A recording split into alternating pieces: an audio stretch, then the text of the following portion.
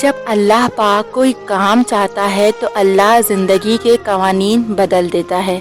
تاریخ گواہ ہے کہ وہ سمندر تھا جس نے ڈبویا نہیں، وہ آگ تھی جس نے جلایا نہیں، وہ پہاڑ تھا جس کی بلندی نے بچایا نہیں، وہ مچھلی تھی جو ہضم نہ کر سکی، وہ بچہ تھا جو بول پڑا۔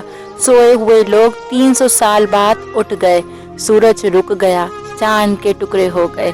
یہ مت کہو کہ یہ ہو نہیں سکتا، بلکہ بولو کہ اے میرے پروردگار، میرے لیے اس کام میں رحم فرما، پھر وہ تمہارے ہر معاملے میں رحم کر کے آسانی کر دے گا۔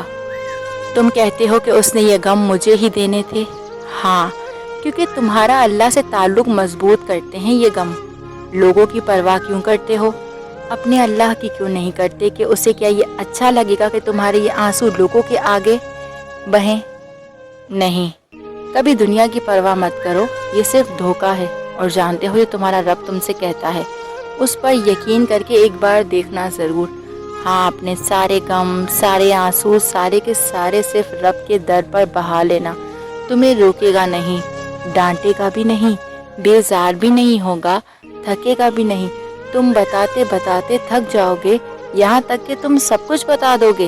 مذاق بھی نہیں اڑائے گا تمہاری کسی بات کا، تمہیں اپنی بات ختم کرنے کا بھی نہیں کہے گا، بس خاموشی سے چپ چاپ سنتا رہے گا، اور کسی کو تمہاری باتیں بتائے گا بھی نہیں، بلکہ اپنے پاس سنبھال کر رکھ لے گا۔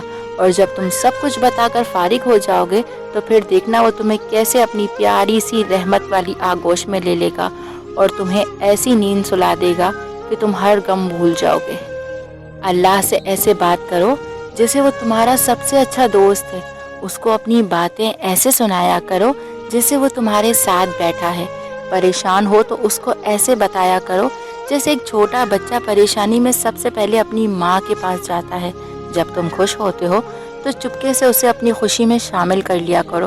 جب اس سے دعا مانگو تو کسی انجان کی طرح نہیں، بلکہ لاڈ سے، جیسے تم کسی روٹھے کو مناتے ہو۔ ایسا نہیں ہے کہ وہ لا علم، وہ بس تم سے سننا چاہتا ہے، تمہاری تڑپ دیکھنا چاہتا ہے، تمہاری زبان سے، تمہارے دل سے۔